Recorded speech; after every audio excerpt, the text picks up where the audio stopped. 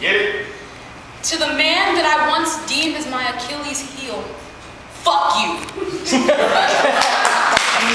I should have known that from the passionate pinpricks of a kiss that lies would drip from the skin of your lips, your smoothness played as shackles, enslaving me with false promises through late-night messages, and your sculpted biceps cradled me, yet crippled my confidence, enabling me to count on just you for reassurance. But I could never find you in any corners of my comfort zones. I even looked in the back of my labyrinth where I left you, but you were always disappearing. You were always slipping from my vision, saying that you always leave, but you never realized how much this would hurt me. To the man that I once deemed as perfection, sometimes I miss you. Sometimes I miss your gorgeous, raspy voice calling me your beloved and waking up next to you every morning. And on unlucky nights, I go back to your Casanova charm to get through my insomnia. I go back to our first kiss on a starless night and the overwhelming emotions that you took along with my heart. And afterwards, I mistake the wind as your panting breath after we messed around, climbing in our supposed rightful place in my bed, until I remember that the pointless wars that came along with your spot, that Americans' weddings never lasted long enough. And worthless dreams should never be misconstrued as reality.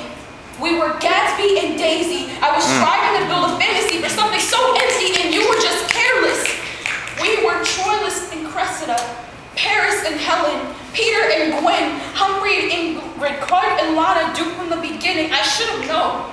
I should have known that there would be repercussions for loving someone so broken. I wish someone would have just told me. I should have known that Byronic heroes should never expose themselves long enough for love. I should have known that you love only temporarily. Never enough for someone's emotions to be tattooed to your chest to remind yourself that they are not to be toyed around with. To the man that I once loved, I still can't listen to a Frank Ocean song the same way. So I played Faith Evans' song, You Used to Love Me, until it lost all its meaning. Then I became like a scratch record myself. You played me out to the point that there was no more feelings left in my words. You drained me. And even though I was never yours to begin with, you made me feel that way. You once belonged to me, but you tied my feelings to a daydream, flew it into the sky, and somehow I mistook it for hope for us in the heavens. You really had me going for a minute. You really had me watching sunrises in urban skies, wishing that I could see if the stars had given a hint of us in the future. You robbed me of a year and rattled my bones to the point where I believed that you were the only thing that could put me back together. This was my fault for placing my faith in a demigod and placing bets in a bed that I never belonged in. I placed myself in the position of risking everything, yet I earned nothing.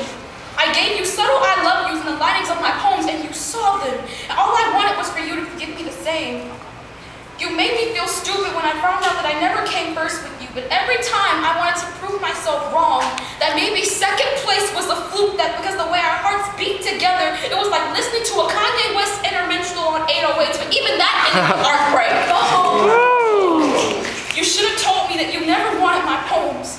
You should have told me that all you desired was my body devoid of emotion, so it would be easier for you to not become so attached to you in the long run. Did you ever think your kisses were not ever addicting at all?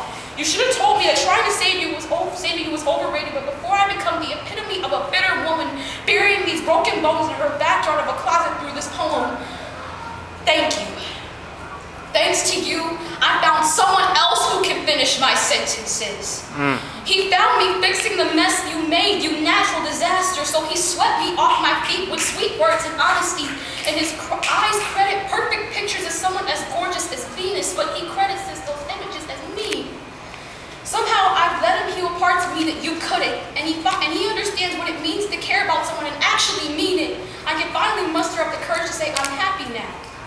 Thank you for the poems. Thank you for sparking some of the strongest words I could ever sculpt, but it was only a matter of time until I grew tired of writing about you. In short, the shit just got old. And thank you for the memories of one-night stands in Greece. We experienced ecstasy in Athens, hurried climaxes in Chalcis, and mistook each other as a demigod and princess meant to find a happy ending in the remains of Troy, but it's time for me to head back home because there is no place like the arms that promised to love you from the beginning. I know that you heard this before. I know that I said this before. I know that I should have taken my own advice and left when I had the chance, so I'm done. I'm done trekking battlefields in hopes of reaching an equilibrium with you. I'm done dreaming of mass ass men, believing that there will be good in you. That there will be a fucking happy ending where telling my friends I'm done